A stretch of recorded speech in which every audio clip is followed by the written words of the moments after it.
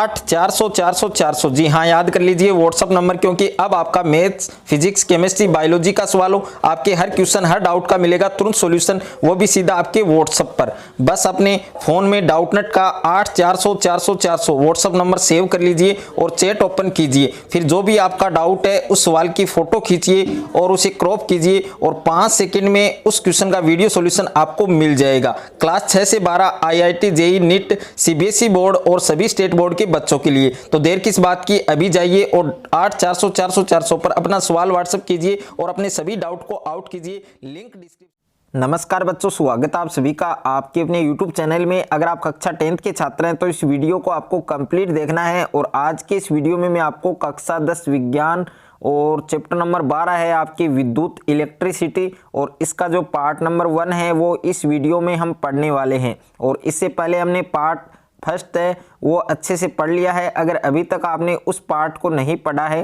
तो उसका लिंक आपको डिस्क्रिप्शन में मिल जाएगा। और ये नोट्स पढ़कर आप बोर्ड परीक्षा में एक अच्छा स्कोर कर सकते हैं। तो वीडियो को आपको कंप्लीट देखना है। और इस पार्ट में सबसे पहले जो टॉपिक है वो है आपके ओम का नियम। यानी ओम का नियम काफ़ी बार आपके एग्जाम में पूछा जाता है। तो ओम के नियम में आपको क्या याद रखना है, यदि किसी चालक तार की भौतिक अवस्थाएं कौन कौन सी है, लंबाई, अनुप्रस्थ, काट का क्षेत्रफल, ताप, दाब आदि क्या रहे, स्थिर रहे, तो उस तार के सिरों के बीच जो उत्पन्न विभवांतर है वो विद्युत धारा के समानुपाती होता है। और इसे ही हम क्या कहते हैं, ओम का नियम कहते हैं। बस ओम के नियम में आपको ये लाइन याद रखनी है कि यदि किसी चालक तार की भौतिक अवस्थाएं लंबाई, अनुप्रस्थ, काट का क्षेत्रफल, ताप, दाब आदि स्थिर रहें तो उस तार के सिरों के बीच उत्पन्न विभवांतर विद्युत धारा के क्या होता है, समानुपाती होता है। और इसे ही हम क्या कहते हैं, ओम का नियम कहते हैं। अब ओम का नियम क्या है, जो विभवांतर है वो किसके समानुपाती होता है, धारा के, तो V समानुपाती I। और ये समानुपाती का चिन्ह हटाने के लिए हमें एक नियतांक, हमें एक कांस्टेंट लेना पड़ेगा। और वो कांस्टेंट हमारे पास क्या है, R, यानी V बराबर IR। ये सूत्र आपको अच्छे से याद करना है। काफ़ी जो न्यूमेरिकल क्वेश्चंस हैं जिनमें ये आपकी हेल्प करने वाला है। तो इस फॉर्मूले को आपको अच्छे से तैयार करना है। उसके बाद में है जहां R बराबर नियतांक जिसे प्रतिरोध कहते हैं, और प्रतिरोध विद्युत धारा के मार्ग में रुकावट डालने का कार्य करता है। जो प्रतिरोध होता है, प्रतिरोध का काम क्या होता है, विद्युत धारा के मार्ग में बाधा डालना, रुकावट डालना। और इसका मात्रक क्या होता है, ओम होता है। ये इसका चिन्ह होता है, यानी इसको इससे दर्शाया जाता है। अतः ओम के नियम से R बराबर V अपॉन I, यानी ओम का नियम क्या होता है, V बराबर IR होता है। अब इसे हम धारा भी निकाल सकते हैं। अगर हमें धारा निकालनी है तो I बराबर क्या आएगा, V अपॉन R आएगा। अगर हमें R निकालना है तो R बराबर क्या आएगा, V अपॉन I आएगा। तो काफ़ी सूत्र इससे हम बना सकते हैं। उसके बाद में है 1 ओम की परिभाषा, यानी 1 ओम किसे कहते हैं, यदि किसी चालक के दोनों सिरों के बीच विभवांतर 1 वोल्ट है तथा उससे 1 एम्पियर विद्युत धारा प्रवाहित होती है तो उस चालक का प्रतिरोध क्या होगा, 1 ओम होगा।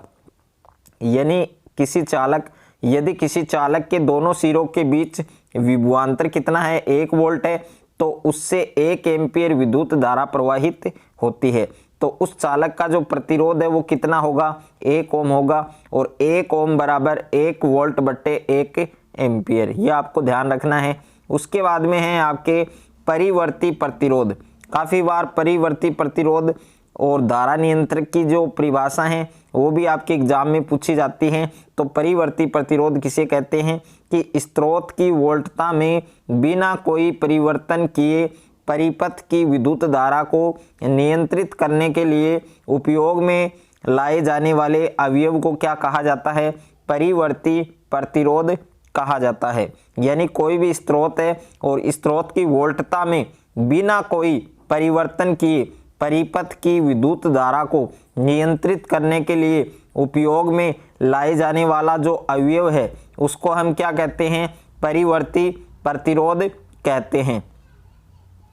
उसके बाद में है आपके धारा नियंत्रक, यानी धारा नियंत्रक किसे कहते हैं, तो किसी विद्युत परिपथ के प्रतिरोध को परिवर्तित करने के लिए प्रयुक्त युक्ति को क्या कहा जाता है? धारा नियंत्रक कहा जाता है। कि किसी विद्युत परिपथ के प्रतिरोध को परिवर्तित करने के लिए प्रयुक्त जो युक्ति है उस युक्ति को हम क्या कहते हैं? धारा नियंत्रक कहते हैं। ओके, उसके बाद में है ओम के नियम के अनुसार विभवांतर तथा धारा के मध्य ग्राफ। तो R बराबर V/I के अनुसार भौतिक अवस्थाएं न बदले तो प्रतिरोध का मान नियत रहता है। मान क्या रहता है? नियत रहता है। अतः ऐसी रेखा जो धारा अक्ष के साथ एक नियत कोण बनाती है और वह नियत प्रतिरोध को प्रदर्शित करती है। तो ये धारा और विभवांतर के मध्य ग्राफ है जो आपको अच्छे से बनाना आना चाहिए और ये काफ़ी बार आपके एग्जाम में पूछा जाता है। उसके बाद में है आपके चालक के प्रतिरोध को प्रभावित करने वाले कारक, यानी किसी चालक के प्रतिरोध को प्रभावित करने वाले कारक कौन कौन से हैं? तो प्रतिरोध को प्रभावित करने वाले कारक में सबसे फर्स्ट है आपके लंबाई। तो किसी चालक की लंबाई बढ़ाने पर प्रतिरोध बढ़ता है, यानी कोई भी चालक तार है उसकी अगर हम लंबाई बढ़ाएंगे तो उसका प्रतिरोध भी क्या होगा? बढ़ेगा। और प्रतिरोध लंबाई के क्या होता है? समानुपाती होता है। तो प्रतिरोध यानी R समानुपाती L, ये आपको इसमें ध्यान रखना है। उसके बाद में सेकंड है आपके अनुप्रस्थ काट का क्षेत्रफल। किसी चालक का प्रतिरोध R उसके अनुप्रस्थ काट के क्षेत्रफल A के व्युत्क्रमानुपाती होता है। तो R व्युत्क्रमानुपाती 1/A, यानी 1/A और R व्युत्क्रमानुपाती L/A, या इसको हम लिख सकते हैं R बराबर P और L/A। यहाँ पर जो P एक नियतांक है, एक कांस्टेंट है, जिसे क्या कहते हैं? चालक के पदार्थ की विद्युत प्रतिरोधकता कहते हैं। और इसका मात्रक क्या होता है? ओम मीटर होता है, यानी ओम गुणा मीटर होता है। और इसे हम विशिष्ट प्रतिरोध भी कहते हैं। उसके बाद में 3 नंबर पर है आपके ताप का प्रभाव। तो ताप का प्रभाव है चालक तार का प्रतिरोध ताप के समानुपाती होता है और ताप बढ़ने के साथ साथ चालक तार का प्रतिरोध भी क्या होता है? बढ़ता है। और R समानुपाती T, तो ये आपको इसमें ध्यान रखना है। उसके बाद में है प्रतिरोधकों के निकाय का प्रतिरोध। तो प्रतिरोधक हैं, उनके निकाय का जो प्रतिरोध है वो 2 क्रम में जोड़ा जाता है। एक तो है आपके श्रेणी क्रम, दूसरा है आपके समांतर क्रम। ओके, तो पहले हम श्रेणी क्रम पढ़ने वाले हैं कि श्रेणी क्रम संयोजन क्या होता है। तो इस प्रकार के संयोजन में पहले प्रतिरोध का दूसरा सिरा दूसरे प्रतिरोध के पहले सिरे से और दूसरा सिरा तीसरे प्रतिरोध के पहले सिरे से जुड़ता है और यह क्रम निरंतर चलता रहता है। इस क्रम को क्या कहा जाता है? श्रेणी क्रम संयोजन कहा जाता है। और श्रेणी क्रम संयोजन है उसमें 2 पॉइंट जो आपको अच्छे से तैयार करने हैं कि प्रत्येक प्रतिरोध में धारा का मान समान होता है। श्रेणी क्रम संयोजन है उसमें धारा का मान क्या होता है? समान होता है, लेकिन जो विभवांतर है उसका मान क्या होता है? प्रत्येक प्रतिरोध के लिए अलग अलग होता है। और उसके बाद में है इसमें अधिकतम प्रतिरोध ज्ञात किया जाता है। श्रेणी क्रम संयोजन है उसमें अधिकतम प्रतिरोध प्राप्त किया जाता है, ज्ञात किया जाता है। और ये आपके जो श्रेणी क्रम संयोजन है उसका परिपथ चित्र है कि इस प्रकार आपके श्रेणी क्रम संयोजन है उसका परिपथ चित्र बनाया जाता है। और ये है आपके न्यूमेरिकल कि श्रेणी क्रम संयोजन द्वारा कुल प्रतिरोध किस प्रकार से स्थापित किया जाता है। तो माना कि 3 प्रतिरोध हैं R1, R2, R3, इनको जोड़कर संयोजन के सिरों पर V विद्युत वाहक बल तथा नगण्य आंतरिक प्रतिरोध वाली बैटरी है वो जोड़ दी जाती है। अतः ओम के नियम से, ओम का नियम क्या है आपके? V बराबर IR। और प्रथम प्रतिरोध के लिए क्या होगा? V1 बराबर IR1। और द्वितीय प्रतिरोध के लिए क्या होगा? V2 बराबर IR2। और तृतीय प्रतिरोध के लिए क्या होगा? V3 बराबर IR3। यहाँ पर धारा है उसका मान प्रत्येक प्रतिरोध के लिए समान है, लेकिन विभवांतर क्या है यहाँ पर? अलग अलग।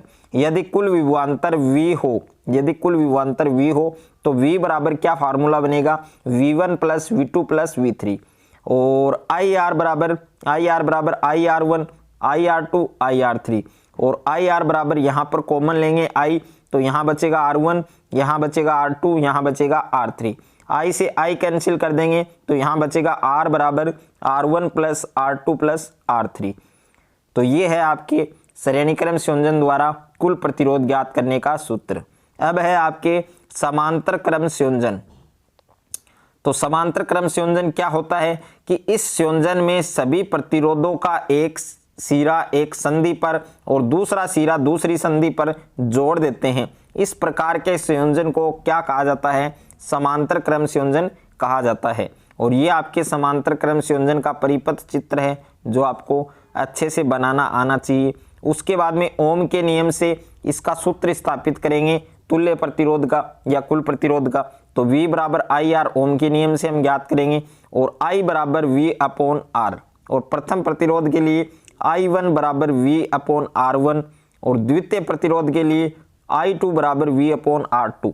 इसमें धारा का मान अलग अलग होता है प्रत्येक प्रतिरोध के लिए, लेकिन जो विभवांतर है वो बराबर होता है, समान होता है। और तृतीय प्रतिरोध के लिए I3 बराबर V अपॉन R3। अगर हम कुल धारा I माने तो I बराबर क्या होगा? I बराबर होगा आपके I1 plus I2 plus I3 और V अपॉन R बराबर V upon R1 V upon R2 V upon R3। अब V अपॉन R यहाँ पर V कॉमन लेंगे तो यहाँ 1 अपॉन R1, यहाँ 1 अपॉन R2, यहाँ 1 अपॉन R3।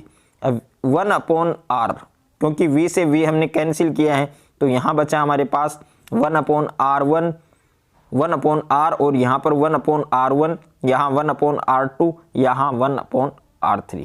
तो इस प्रकार से समांतर क्रम संयोजन का जो तुल्य प्रतिरोध है, कुल प्रतिरोध है, वो इस प्रकार से आपके स्थापित होगा। तो ये वीडियो आपको अगर अच्छा लगे तो वीडियो को ज़्यादा से ज़्यादा लाइक करें, दोस्तों के साथ शेयर करें और चैनल पर आप नए हैं तो चैनल को सब्सक्राइब कर लीजिए, साथ में नोटिफिकेशन बेल को प्रेस कर लीजिए।